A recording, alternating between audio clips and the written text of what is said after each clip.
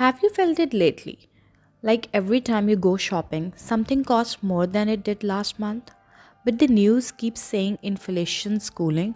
So why does your shopping grocery bill still sting? Why is rent still climbing? Why does life feel more expensive even when experts say prices should be relaxing?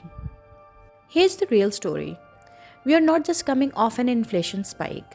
We might be entering a whole new inflation era, one that lasts years, reshape economies, and hit regular folks harder than before. Over the next few minutes, I'm going to break down what's really going on with numbers, data, and real world context. And I promise by the end of it, you'll see exactly why it matters. Welcome to Dialectic Briefs.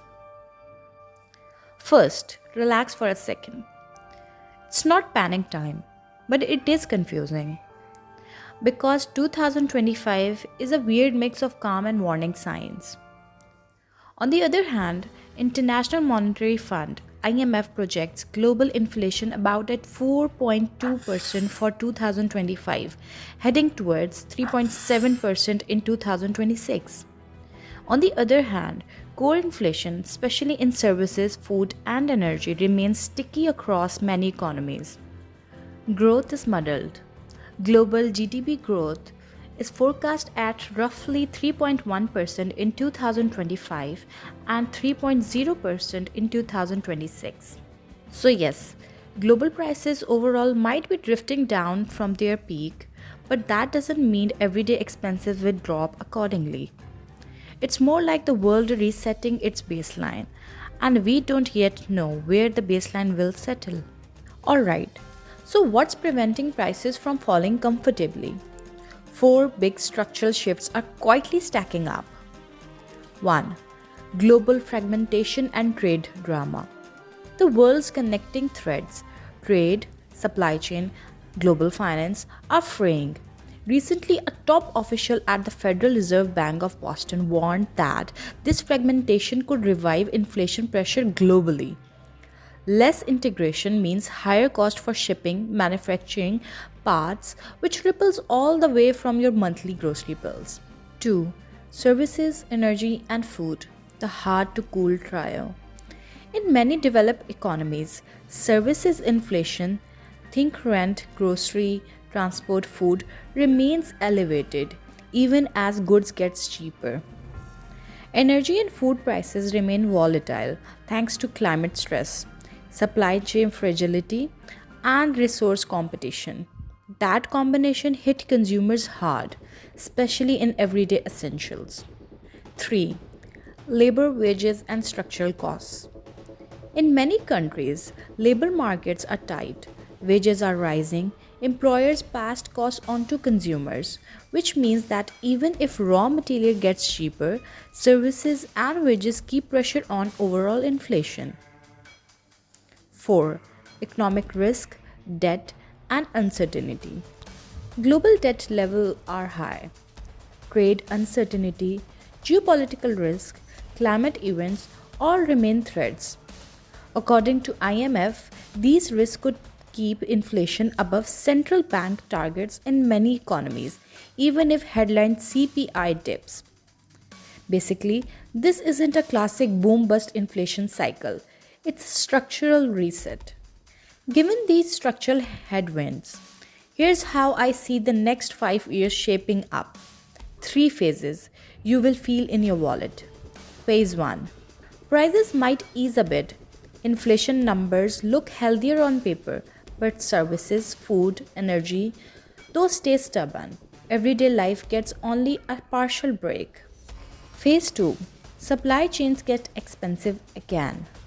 Labor costs rise, energy prices spike. Your utility bills, grocery bills, cost of living all creep up quietly but steadily. Phase 3. In richer economies, inflation stabilizes, but at a higher baseline than pre 2020, maybe around 3 to 4%. In developing and emerging economies, expect volatility, currency swings, food energy stocks, cycle of pain and recovery.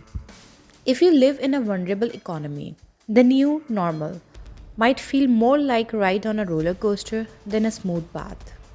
So, how do you deal with world like this? Here's the game plan. Because knowledge equals power. 1. Skill assets. In a world of rising uncertainty, skills that can't be automated, like critical thinking, creativity, digital literacy, will be your best defense. Think income streams, not just savings. With inflation and volatility, relying solely on a job or fixed savings can erode value. Explore side hustles, freelancing, flexibility. Be intentional with spending. Ask, do I really need this or is it just nice to have? Budgeting becomes a tool, not a chore. Watch macro trends as a citizen, not a spectator.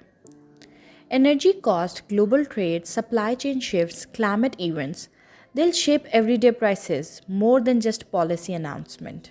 Stay adaptable globally and locally. Because economies diverge, what works in one place might not in another.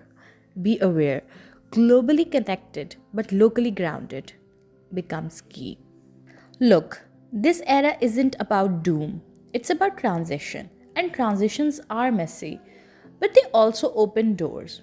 Clean energy shifts, new industries and new jobs, technological innovations, new opportunities, supply chain redesign, more resilient local economies, a recalibration of global trade, more regional, self sufficient, less dependent, more sovereignty. If we write this well, with awareness, adaptability, and rational planning, the next 5 years could rebuild more sustainable economic foundations. Here's what I want you to remember after today's dialectic brief. The 2025 to 2030 inflation wave isn't just a surge. It isn't just a number on a report. It's a regime change, a structural shift in how global economies work, how prices behave, how we earn and spend. If you stay alert, adapt, skill up, and plan smartly, you don't just survive this cycle, you grow with it. So stay aware, stay curious, stay ready. Because the future is coming, not slow, not polite, but with purpose.